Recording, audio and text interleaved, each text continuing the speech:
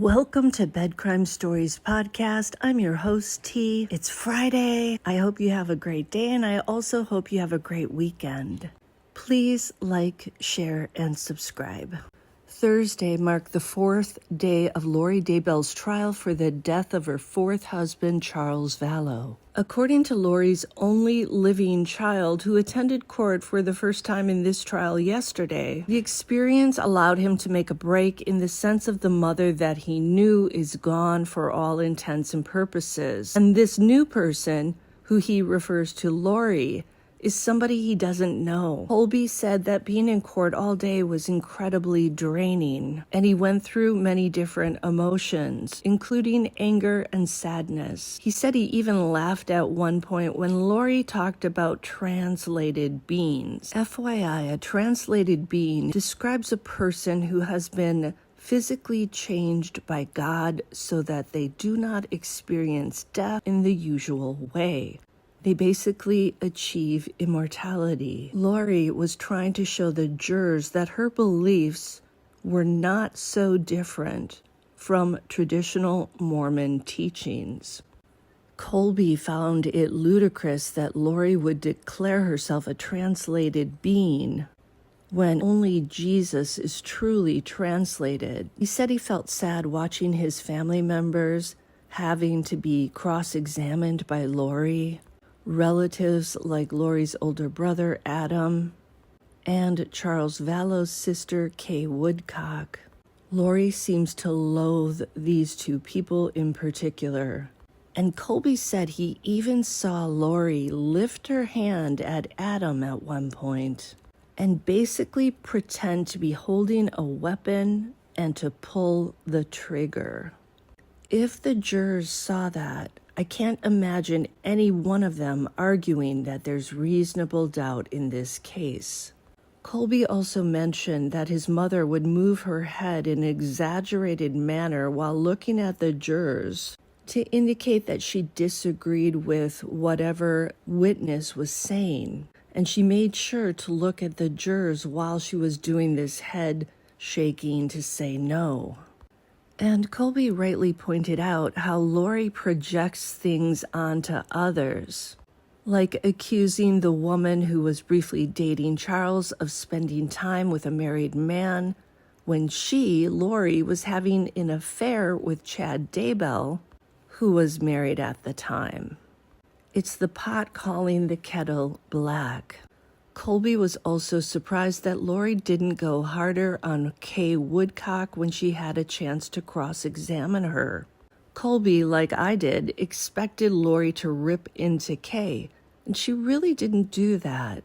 For her part, Kay did a brilliant job. She kept her cool. She was fair to Lori and wanted to get her hands on some of that $125,000. As for Lori's cross-examination of Kay, it was pretty much one big nothing burger. Lori tried to emphasize the sometimes contentious relationship between Charles and her daughter Tylee, but we all know that Charles took care of Tylee, even if they didn't get along at times. And Charles was worried about her safety and that of JJ. It was Chad Daybell's relationship with Tylee that was really contentious. I would go so far as to assume that Chad hated Tylee because she saw who he really was behind his fake-ass veil, a weak loser of a man. After all, Chad turned Tylee into a dark spirit, which pretty much determined her fatal fate. And of course, what really makes my blood boil is that Lori could have handed JJ over to Kay and her husband, Larry. But instead, Lori made JJ a pawn. And I think unaliving JJ was designed to cause Kay Woodcock the most possible pain. That was payback for Kay getting the $1 million payout. But Kay's testimony in this trial, I think, will be a huge nail in Lori's coffin. Lori, payback is a biatch. As I mentioned earlier, Lori's 56-year-old brother, Adam, also testified. Adam was the only family member in the Cox circle to have Charles back when Lori decided Charles needed to go. Adam was the only one who accepted Charles' phone calls and texts. Adam was the person who was going to help Charles try to get Lori straight in the head. They were going to try an intervention to get her temple privileges revoked because of her off-piste beliefs that Chad Daybell helped implant in her brain.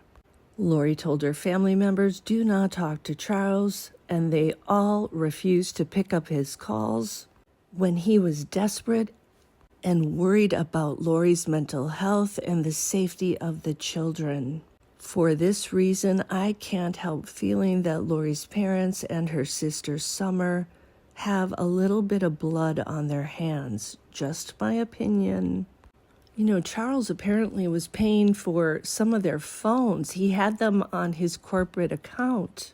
And it sounds like maybe some of the family members also had insurance or car payments that were being paid by Charles, although Adam couldn't confirm that one. And I do think Charles tried to step in and be a good father figure to Colby and Tylee. If the Coxes and Summer Shiflett, Lori's sister, had listened to Charles, maybe, just maybe, JJ, Tylee, Tammy Daybell, and Charles might still be alive.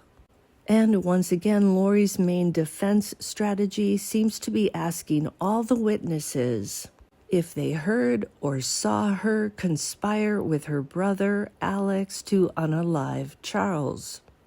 Everyone sort of has to admit that they didn't see or hear that, but Kay Woodcock had the best response. She said she saw plenty of evidence that proves that she, Lori, did in fact conspire to unalive Charles. Now I'm going to share some clips from the testimony yesterday, clips that I think show what was really going on and that were highlights of the day.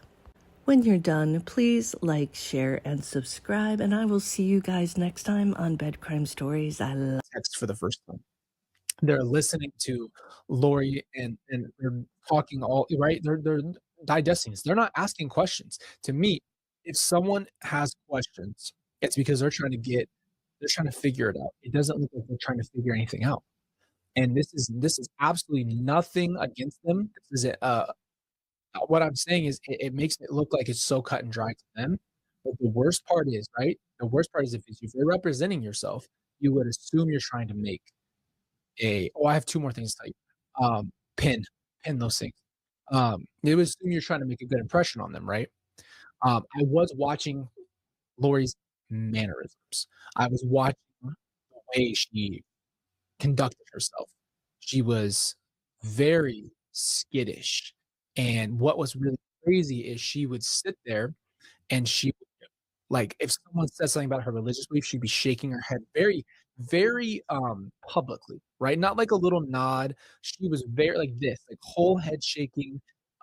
She would sit there and just like nod or like give attitude, and then she'd go like this because she's sitting. If I'm staring at you over here, she would go like this and just look at all of it and then go back. So she like wanted them to she wanted the jury to literally watch her react as if that never happened.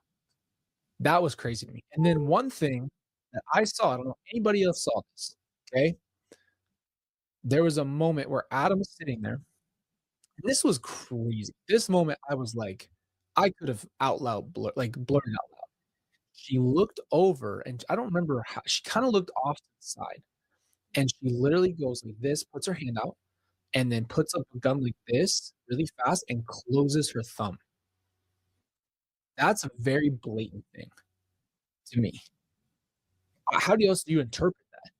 And I'm like, she just stuck her hand out and did this. That's crazy. Like, I couldn't believe my eyes. I was looked around for validation at that point because I was like, did someone else witnessed that, so I'm not crazy because I saw her do it. So that to me, John Morant style. Wait, hold on. This is a that's a that's a goated comment there. I just got that perfect timing. I don't really know.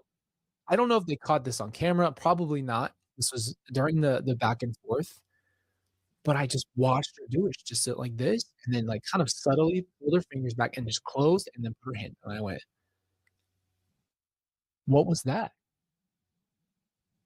What could that have insinuated? What could you possibly be doing?" So, I watched her, like, almost just as much as I looked around the situation and I looked over at what was going on and the jury's faces, and you're watching the defense, and you're watching the prosecutors, and you're watching the judge, like, all of that stuff, I kept looking at her, and she was so animated.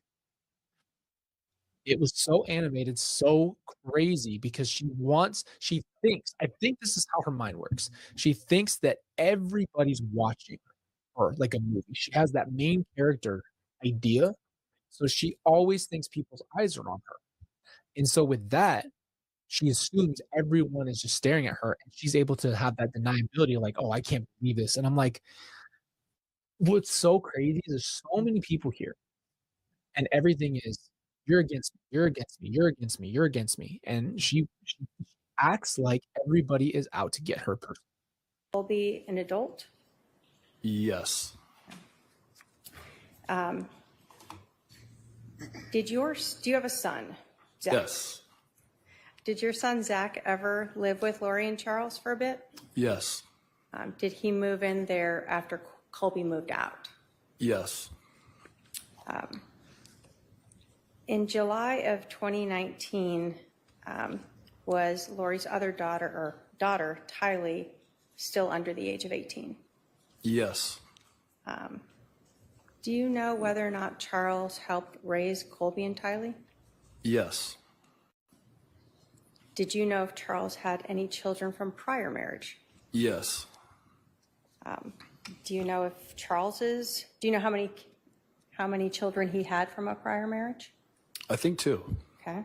And do you know if either of those two children lived with Lori or Charles? Visited. I don't know if they ever lived there. Okay. Did Lori and Charles have any kids together?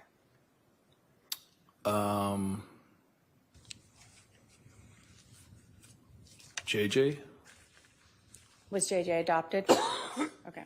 So did they adopt him together? Yes. Okay. So in 2019, did Lori and Charles have just JJ and Tylee as their kids living with them? Yes. Did Lori and Charles always live in Arizona? No. Where else did you know them to live? Texas and Hawaii. Okay. We had talked about your brother Alex, or Al. Were you close with your brother Alex? Somewhat.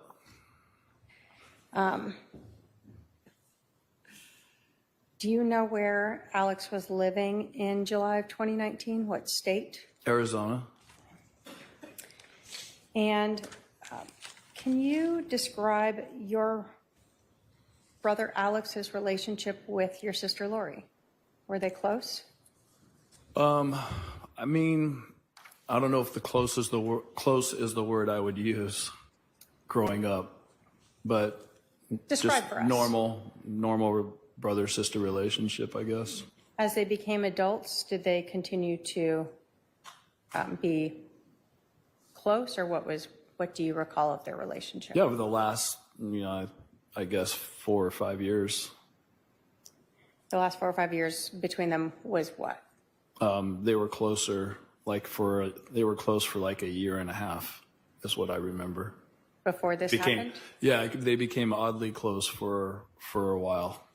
It means that you do certain things to where the church it takes away your membership from the church. Are you able to go to temple if you're excommunicated? No. Is that important? Going to the church in our faith is important, yes. Let's talk about your relationship with Charles Vallow. Did you and Charles ever text? Yes. Did you and Charles ever talk on the phone? Yes. When Lori and Charles were married, were you aware that Charles would pay for things for the family, like cell phones? Yeah, I heard that there's people in our family that they're on his business cell plan. Or car insurance? Don't know about car insurance, but You knew about the cell phones. yeah. Did you know what Charles did for a living? Yes. What was it? He sold insurance. Okay. Did you know what kind of insurance? No, he explained it one time, but he was doing something with school teachers or helping them with their situation. Okay. Did you know whether or not Charles traveled a lot for work? Yes. Was he traveling to other states? Yes. And was that sort of throughout his marriage with Lori? Yes. Okay. Were you aware of whether or not your sister Lori worked prior to marrying Charles? Yes. Do you know what kind of work she did? She was a hairstylist. Okay. After she married Charles, did she continue to work outside the home? At a hair salon? Yeah. No, not that I know of. Was it your understanding Charles worked so she could take care of the children? Yeah, for the most part, yeah. So you were unaware of her doing any sort of outside work like she had done prior to being married to him? Yeah, I don't know any of that.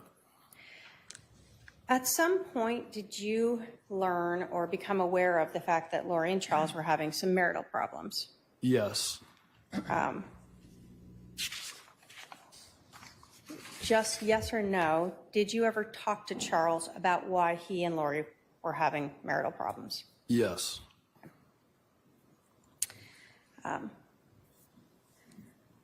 You yourself personally, were you aware of Lori having any beliefs that were outside of what is accepted by the LDS religion? Yes. Can you tell us what you were aware of that you knew to be outside the LDS religion? Lori told me that she was in the process of translating from a mortal human being to an immortal human being, a celestial state.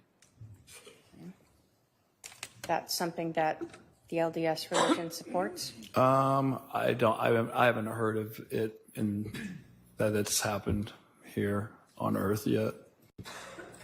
Did you ever hear her talking about being married to someone that is relevant in your religion? Yes, I have heard that. Did she tell that to you? I don't know. I can't recall her telling me that, but I remember other people telling me that. Okay. Was there anything else that you recall her telling you that she believed that seemed outside the LDS religion? Yes. There was a time where she told me that she had more priesthood authority than the priesthood.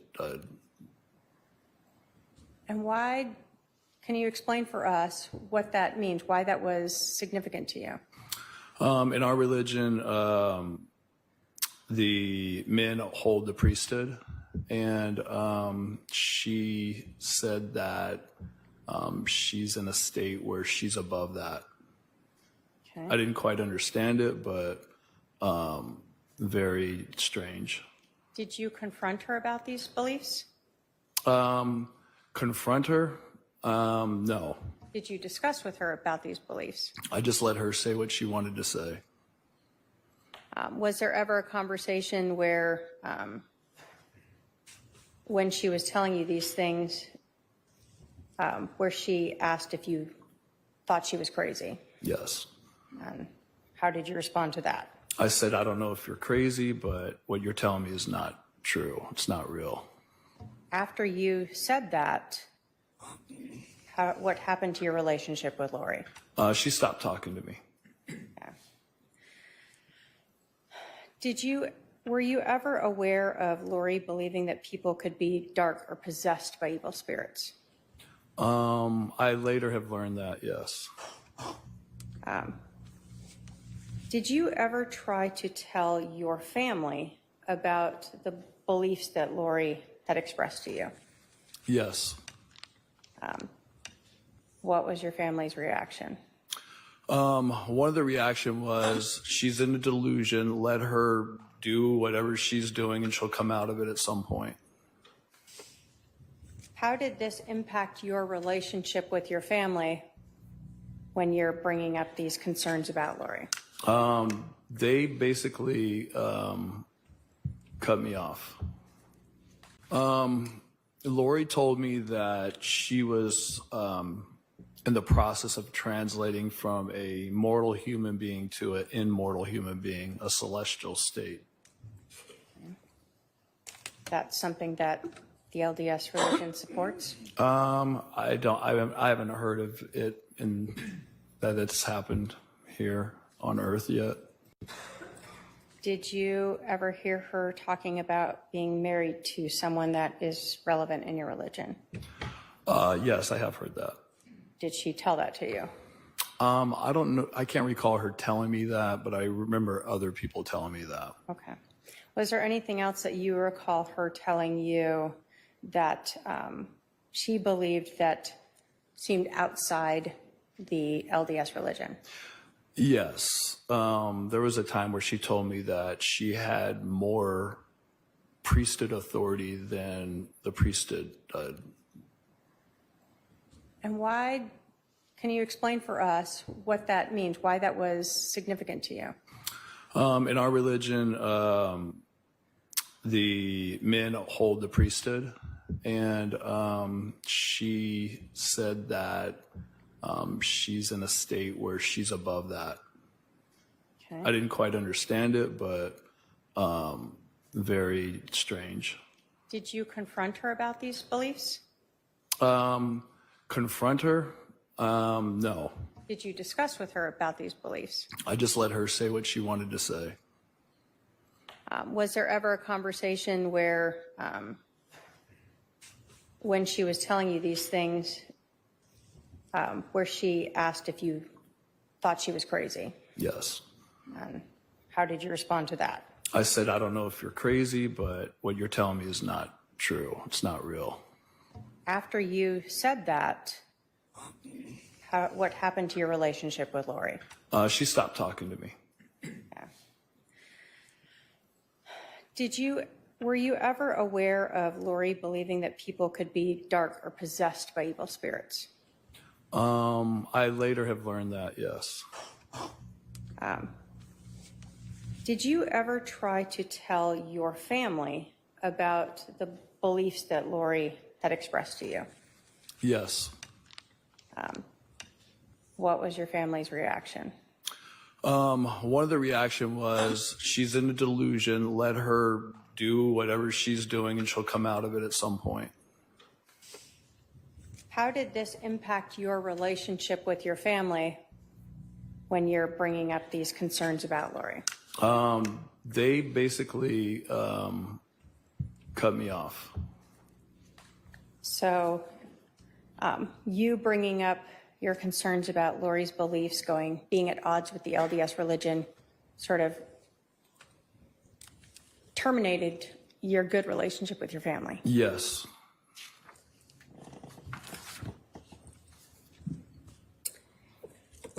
At the end of June of 2019, do you recall Charles sending? Yeah, I know that he played minor league baseball. And in this email was the person pretending to be Charles asking about. Well, let me ask you this. You had learned from Charles about this fictitious email, correct? Yes. Did you learn that Charles had reached out to Lori about it? One more time? Did you learn that Charles had reached out to Lori about this email? Yes. Did you learn that he had reached out to Chad Daybell's wife about it? I think I remember that. These are text messages. Were you also receiving emails from Charles? Yes.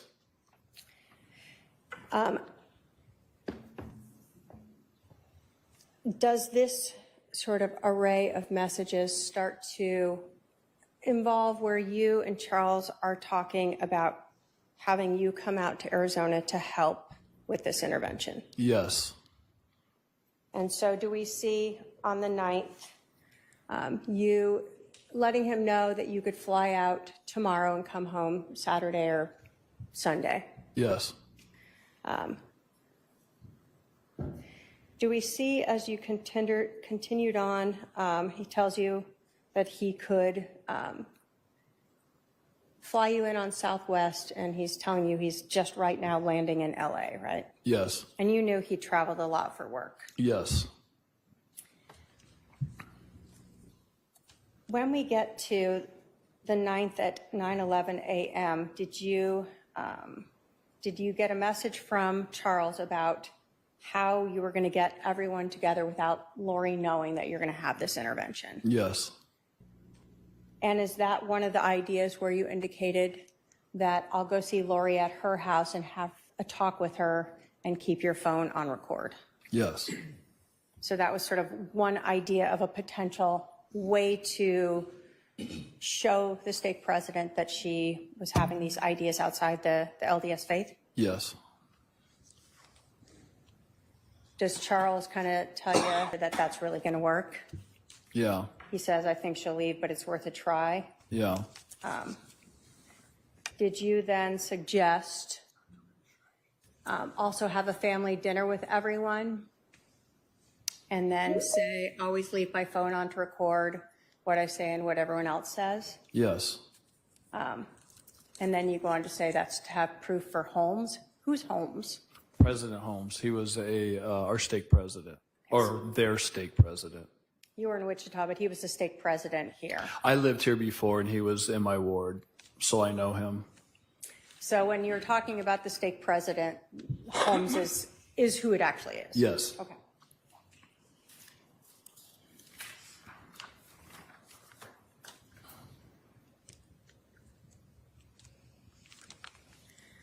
On the 9th, does Charles tell you that got it, but honestly, if you, Zach, Brandon, and me go to him, that should be enough? She will feel like we ambushed her, but something has to be done. She'll be real careful what she says. Had you brought Brandon into this yet? Like, did you have a plan to have him come with you? No, but Brandon played basketball with us on that night. So me and Zach and Brandon played basketball where President Holmes played basketball at a church. So that was that reference. Okay. So you thought if we go to the church, Brandon will be there and he can help you Yeah, talk say about this. that. Yeah. Okay. But Brandon's not part of this conversation right here, right? No. Then does it kind of go back to Charles asking for your information so he can make your flight reservations? Yes. Okay.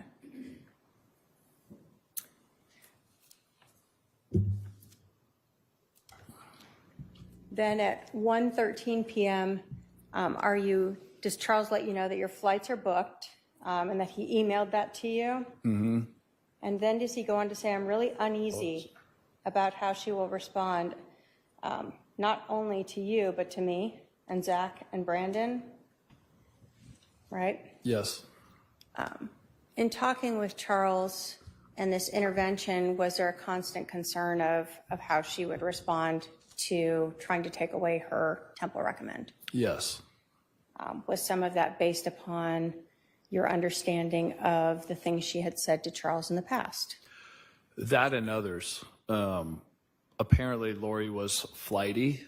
When Charles tried to serve her divorce papers, she disappeared and nobody knew where she was.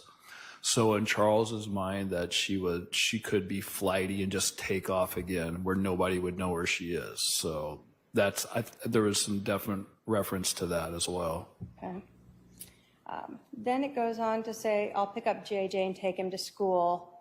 So you knew what he was doing that next morning, right? Yes. And you said she'll be there, right? Yes. Friday the same. So you knew his idea was he was going to be with his son in the mornings, Thursday and Friday? Yes. And then you said she'll be highly suspicious about recording. If you can bring a second device and put your phone on the counter or turn it off, it might help. Is that sort of the same idea that he was unsure that she would trust you showing up there and trying to ask her about those things? Yes, this was all just like it seemed like Charles was just desperate, and he wanted to do anything he could to, this is the last ditch effort to try to shake Lori loose of whatever she was under, some spell that he said. So, that's basically what happened. And then does he go on again to talk about that he really thinks the only thing that's going to break her out of this is going to Holmes? Yeah. After this whole incident happened, did you not talk with your family for a long time? Yes. Did it cause a lot of friction in your family? Yes. Have you started to try to talk with your family some? Yes. I have no other questions, Your Honor. Cross?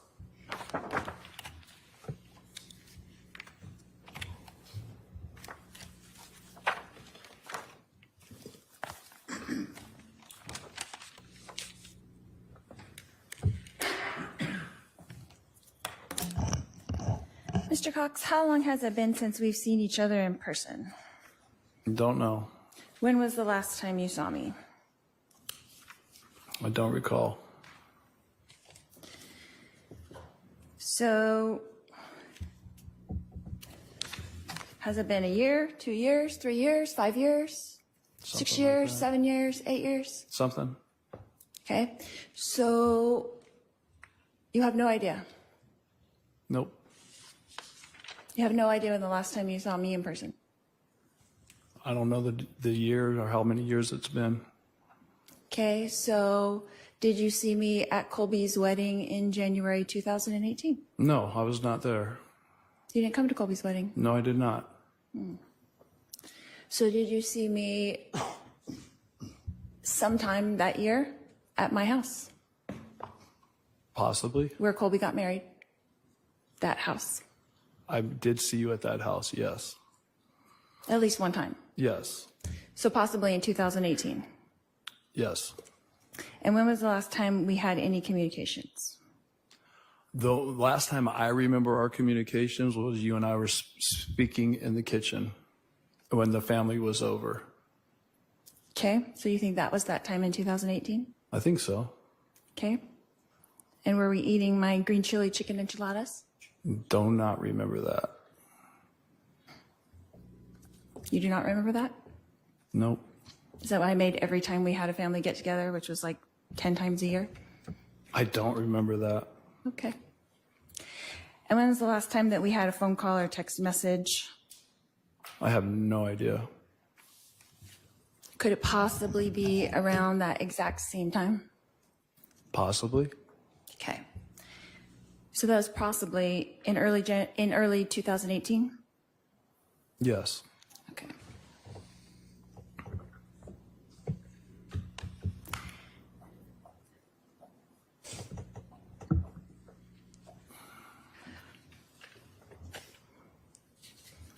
Who do you think initiated the final communication in our relationship? Who concluded it? Yeah.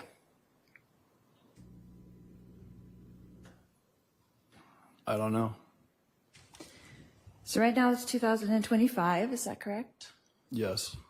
And so we haven't spoken in about 8 years? Would that be correct? Probably 7 or 8 years. Okay. So would you say up until that point that how often would we communicate before that? Before what? Before 2018? Probably on a regular basis. Once a month, twice a month, 3 times a month. Like a call or a text message? Yes. Just keeping in touch? Yes.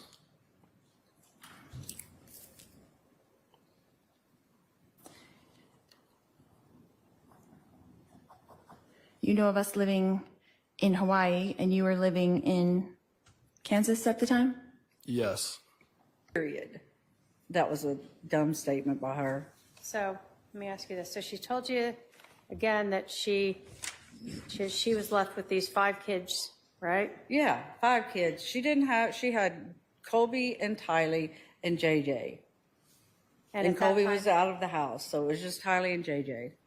So she's messaging you this, saying how upset she is because she has 5 kids to take care of. Yeah.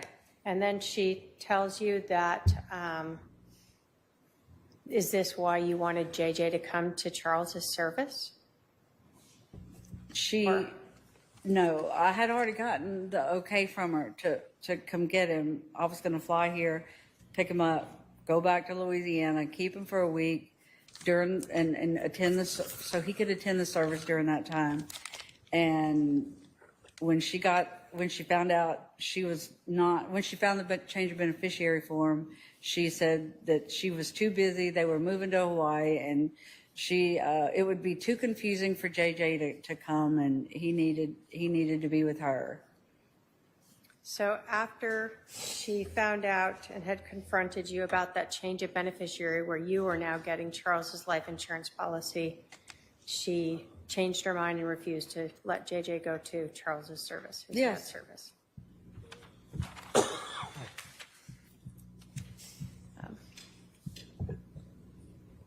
After this confrontation about Charles making you the beneficiary of the life insurance policy,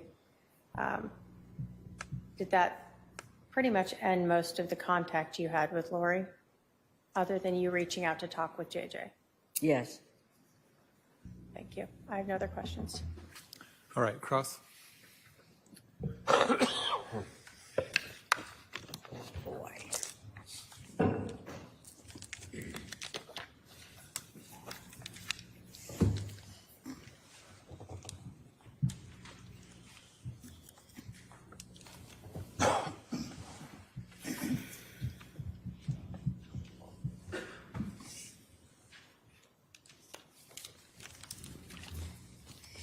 Ms. Woodcock, where were you on July 11th, 2019? At home in Lake Charles, Louisiana.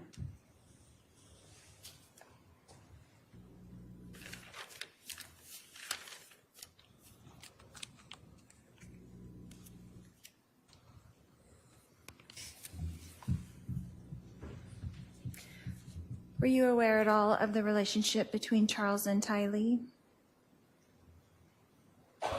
It was, let's say, it was a bit contemptuous. It seemed like there was always a lot of drama going on, and so that's all I knew. He didn't say too much about it, and I didn't pry.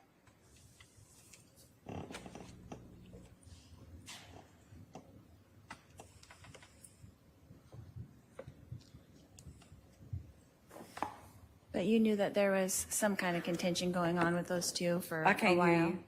I'm sorry. You did know that there was some kind of contention going on with those two for a while. Yes. Okay.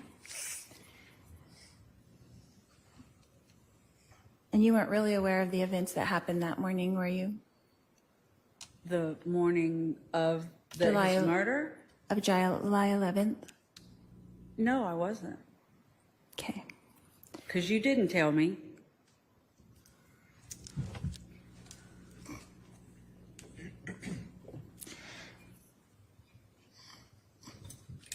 Ms. Woodcock, did you see or hear or personally witness me conspire with Alex Cox to kill my husband, Charles Vallow? No, but I saw a ton of evidence that did. Thank you. No further questions.